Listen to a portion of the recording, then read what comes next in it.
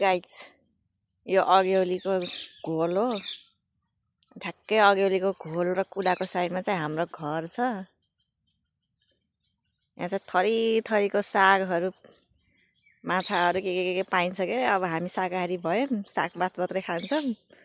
हाम्रो मम्मीले चाहिँ साग टिप्दै हुनुहुन्छ। यसो हेरौँ है त के को साग टिप्दै हुनुहुँदो रहेछ। हजुरहरूलाई पनि देखाइहालौँ है त।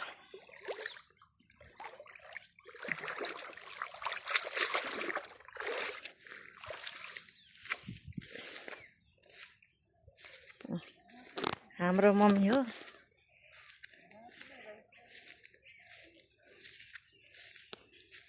यो चाहिँ अघिउली र हर्वासीको बिचमा भएको ताल हो।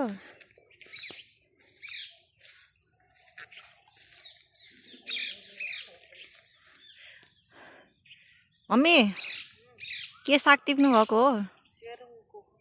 केरुङ केर्मी। कस्तो हुन्छ केर्मीको साग? अरू के छ र त्यहाँ? हरस टिप्ने होइन? हरसको कुचा खाइन्छ है गाइज। यसको तरकारी खायो भने चाहिँ मिठो लाग्दैन, तितो तितो हुन्छ। हरसमा मजाले अदुवा लसुन हालेर कुचा खायो भने चाहिँ मिठो हुन्छ। अहिले चाहिँ पानी, अब यसो पानी पर्यो नि त। पानी परेछ, हरस सलल्ल पला रहेछ। आज चाहिँ केर्मीको साग टिप्दै हुनुहुन्छ हाम्रो मम्मीले।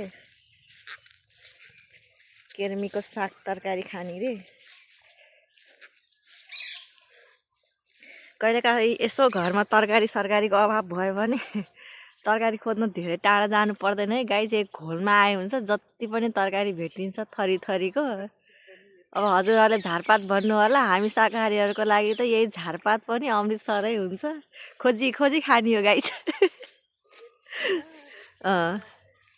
अब केर्मीको साग कतिपयले झारपात भन्नु होला, हरसको झारपात भन्नु होला।